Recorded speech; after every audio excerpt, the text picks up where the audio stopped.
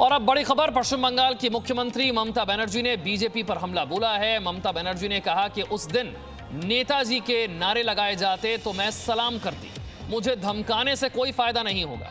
ममता ने बीजेपी से कहा है कि हम बंगाल को गुजरात नहीं बनने देंगे और ममता ने कहा कि बीजेपी में केवल लालची लोग ही शामिल हो रहे हैं। आपको याद होगा नेताजी की 125वीं जयंती का मौका विक्टोरिया मेमोरियल में जो कार्यक्रम हुआ, जहां प्रधानमंत्री के साथ एक मंच पर ममता बनर्जी थी। जैसे ही वो अपने भाषण के लिए मंच पर आई, लोगों की तरफ से जय श्री राम के नारे लगाए गए और इन्हीं नारों के बाद ममता बनर्जी ने अपना भाषण छोड़ दिया, भाषण नहीं दिया।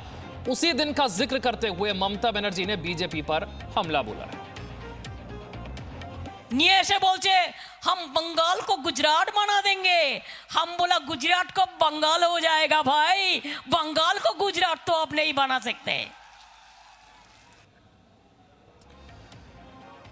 पश्चिम बंगाल के हुगली में ममता बनर्जी की ये रैली और मंच से बीजेपी पर हमला बोला। उन्होंने कहा कि वो कहते हैं कि हम बंगाल को गुजरात बना देंगे, तो वो सुन लें कि बंगाल गुजरात नहीं बनेगा बल्कि गुजरात बंगाल बन जाएगा। बीजेपी पर हमला बोला ममता बनर्जी ने, कहा कि बीजेपी में वही लोग शामिल हो रहे हैं जो लालची हैं। अब बीजेपी की विदाई का वक्त आ गया है। पश्चिम बंगाल के हुगली में ममता बनर्जी की ये रैली। रवि त्रिपाठी हमारे साथ जुड़ गए और जानकारी के साथ। रवि, हर कोई यही सोच रहा था कि उस दिन ऐसा क्या हुआ कि ममता बनर्जी ने भाषण छोड़ दिया बीच में, आज उसका जवाब मिल गया। जी बिल्कुल, देखिए राजनीति शुरू हो गई और राजनीति में अलग अलग दाव खेले जाएंगे।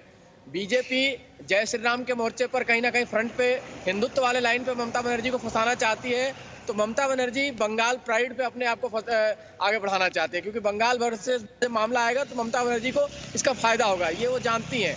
इसलिए इस लाइन पे ममता बनर्जी अपने कैंपेन को, अपने चुनाव को आगे बढ़ाएंगी और बीजेपी चाहेगी कि हमेशा जो कैंपेन हो वो एंटी जो उनका हिंदुत्व वाली छवि है उस पर उनको लेकर जाया जाए। और खास तौर पे जय श्री राम वाली बात हो, चाहे इससे पहले आपको दुर्गा पूजा के विसर्जन वाला मामला आता था, तमाम सारी बातें जो एंटी ममता बनर्जी जो छवि गई है, खास एंटी हिंदू जो छवि है, उस पर बीजेपी फोकस करेगी। क्योंकि बीजेपी चाहेगी कि क्लियर कट पोलराइजेशन नहीं होगा तो बंगाल में कोई बीजेपी को फायदा होता नहीं दिख रहा है, क्योंकि 30% वोटर वहाँ मुसलमान है और 70% के आसपास हिंदू है। तो अगर पोलराइज होता है तभी बीजेपी को फायदा है, अदरवाइज अगर मुस्लिम वोट के साथ हिंदू वोटर जो बाकी बंगाली अस्मिता के साथ अगर जुड़ जाता है फिर बीजेपी को बहुत ज़्यादा फायदा नहीं होगा।